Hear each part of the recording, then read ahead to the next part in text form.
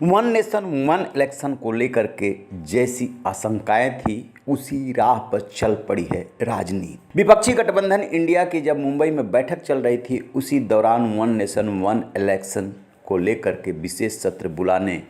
का ऐलान हुआ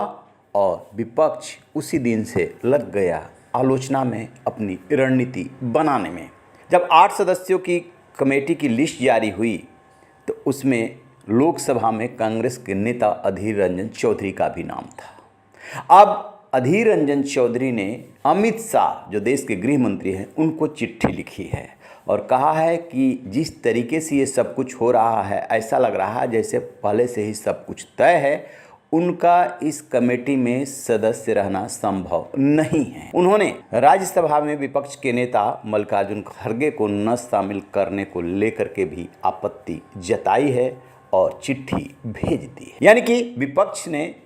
बता दिया है कि जब सत्र होगा और इस पे बहस होगी तो उनकी क्या स्ट्रेटजी रहने वाली है। दूसरी बात, इस कमेटी के अध्यक्ष रामनाथ कोविंद हैं, अमित शाह एक सदस्य हैं, गुलाम नबी आज़ाद सदस्य हैं, अधीर रंजन चौधरी सदस्य हैं, बाकी सब एक्सपर्ट्स हैं। ये चिट्ठी कमेटी के अध्यक्ष को जानी चाहिए थी, लेकिन अध्यक्ष को ना भेज करके इन्होंने सीधे सीधे अमित शाह को भेजी है। अमित शाह को भेजने का मतलब साफ है कि विपक्ष ये कह रहा है कि रामनाथ कोविंद जो कि अब पूर्व राष्ट्रपति कहलाएंगे उनका फेस सामने रखा गया है, सब कुछ अमित शाह कर रहे हैं और इसी रणनीति के तहत ये चिट्ठी उनको लिखी गई है। देखने वाली बात ये है कि 8 सदस्यीय कमेटी क्या अपने रिकमेंडेशंस देती है और उसके बाद संसद में सरकार का क्या एक्शन होता है, क्योंकि सरकार की तरफ से भी जो बातें आ रही है उससे साफ हो रहा है कि वो इस मूड में है